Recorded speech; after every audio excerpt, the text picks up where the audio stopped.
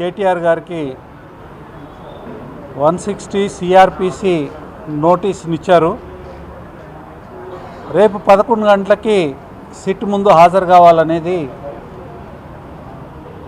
ఆ నోటీస్ తాత్పర్యము.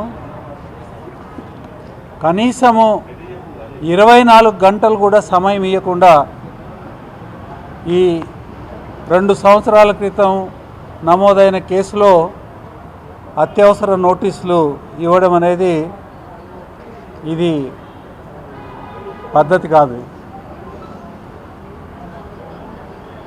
మొన్ననే మా సీనియర్ నాయకులు, బీఆర్ఎస్ సీనియర్ నాయకులు, తర్వాత అసెంబ్లీలో BRS deputy leader Harish Rao గారి మీద కూడా, హరీష్ రావు గారికి కూడా ఇలాంటి నోటీసే ఇచ్చారు. అది కూడా 24 గంటల కన్నా తక్కువ సమయంతోనే వారిని కూడా పిలవడం జరిగింది. ఇవాళ కేటీఆర్ గారికి ఇచ్చారు. మా వర్కింగ్ ప్రెసిడెంట్, తర్వాత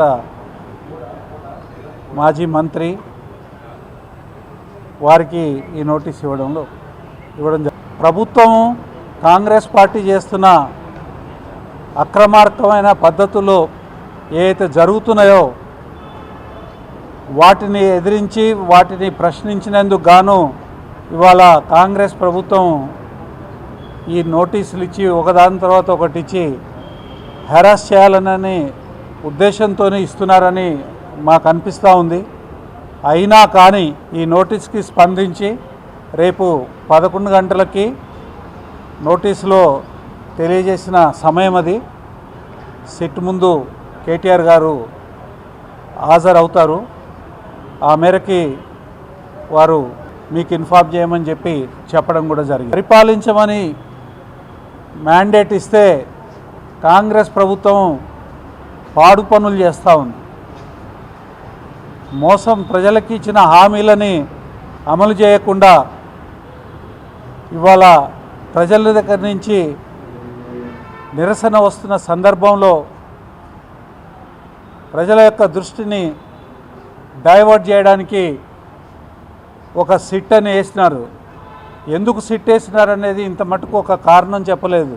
సిట్ వేసిన ఆర్డర్లో కానివ్వండి, ప్రజలకు కానివ్వండి, ప్రభుత్వం నుంచి ఇంత మటుకు ఒక వివరణ అనేది రాలేదు. కానీ శరపరంపరంగా ఈ రకమైన నోటీసులు అయితే ఇష్యూ చేస్తున్నారో సిట్టు కేవలము ప్రతిపక్షాల యొక్క నోరు మూసేదానికోసము, ముఖ్యంగా వీళ్ళ అక్రమాలని ప్రతిరోజు ప్రశ్నిస్తున్న బీఆర్ఎస్ నోరు మూసేదానికోసము ఈ నోటీస్ ఇచ్చినట్టుగా మేము అర్థం చేసుకోవాల్సిన పరిస్థితి ఉన్నది. అయినా కానీ లా అబైడింగ్ సిటిజన్స్గా, తర్వాత లా అబైడింగ్ పార్టీగా, చట్టం మీద, కోర్టుల మీద నమ్మకం ఉన్నవాళ్ళుగా మేము ఖచ్చితంగా వీటన్నిటినీ చట్టబద్ధంగా ఎదుర్కొంటాము. ఇంకా ఇట్లాంటి ఎన్ని వచ్చినా కానీ ఖచ్చితంగా మేము న్యాయబద్ధంగా ఎదుర్కొని కోర్టులలో వీటి అన్యాయం ఏదైతే ఉందో కోర్టులలో ఖచ్చితంగా బహిర్గతం చేస్తామనేది నేను చెప్తా ఉన్నా.